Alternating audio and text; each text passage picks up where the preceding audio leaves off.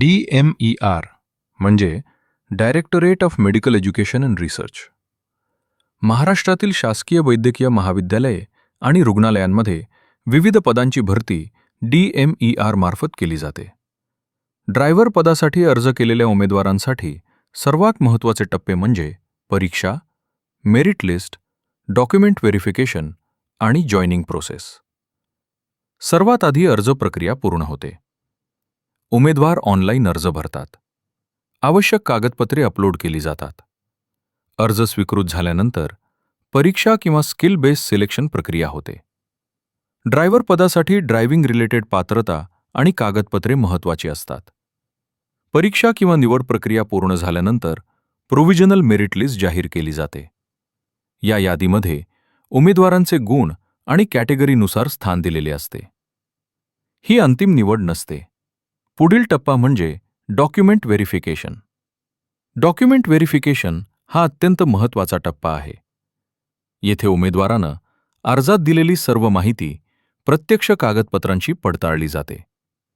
Driver पदासाठी साधारणपणे खालील कागदपत्रे तपासली जातात: जन्मतारीख पुरावा, शैक्षणिक प्रमाणपत्र, ड्रायव्हिंग लायसन्स, वैधता अनुभव, प्रमाणपत्र असल्यास जात, प्रमाणपत्र लागू असल्यास नॉन क्रीमी लेअर लागू असल्यास, मेडिकल फिटनेस, ओळखपत्र, फोटो स्वाक्षरी. डॉक्युमेंट व्हेरिफिकेशनमध्ये कागदपत्रे योग्य असल्यास उमेदवार एलिजिबल ठरतो. कागदपत्रांमध्ये त्रुटी असल्यास नॉट एलिजिबल घोषित होऊ शकते. काही वेळा कागदपत्रे अपूर्ण असल्यास वेळ दिला जाऊ शकतो. एलिजिबल उमेदवारांची यादी स्वतंत्रपणे जाहीर केली जाऊ शकते. काही वेळा प्रोव्हिजनल सिलेक्शन लिस्ट प्रसिद्ध केली जाते. अंतिम सिलेक्शन लिस्ट ही सर्व प्रक्रिया पूर्ण झाल्यानंतरच येते. अनेक उमेदवारांना प्रश्न असतो, डॉक्युमेंट व्हेरिफिकेशन नंतर लगेच जॉइनिंग मिळते का? उत्तर असे की नाही. डॉक्युमेंट व्हेरिफिकेशन म्हणजे सिलेक्शन कन्फर्म नाही. ही पात्रता पडताळणी आहे. डॉक्युमेंट व्हेरिफिकेशन नंतर पुढील टप्पे असे असतात: एलिजिबल लिस्ट तयार करणं, category wise selection, final merit approval, department level verification, posting allocation, joining order issue. Joining order साधारणपणे ईमेल किंवा ऑफिशियल वेबसाईटवर नोटीसद्वारे दिला जातो. काही वेळा स्पीड पोस्टद्वारे पत्र पाठवले जाते.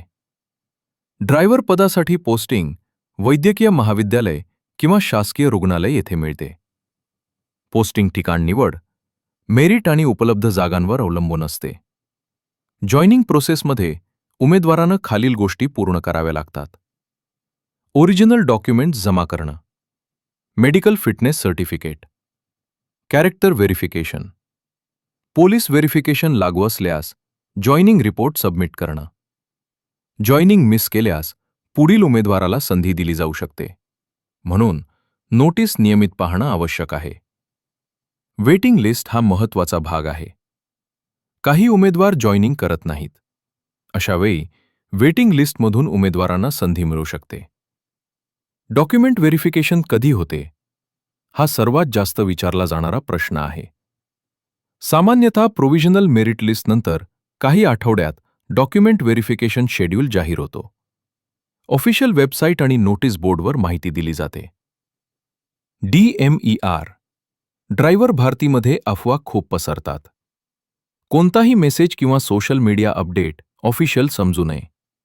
फक्त अधिकृत वेबसाईटवरची माहितीच ग्राह्य धरावी. फ्युचर रिक्रुटमेंटबद्दल निश्चित माहिती ऑफिशियल नोटिफिकेशनशिवाय मिळत नाही.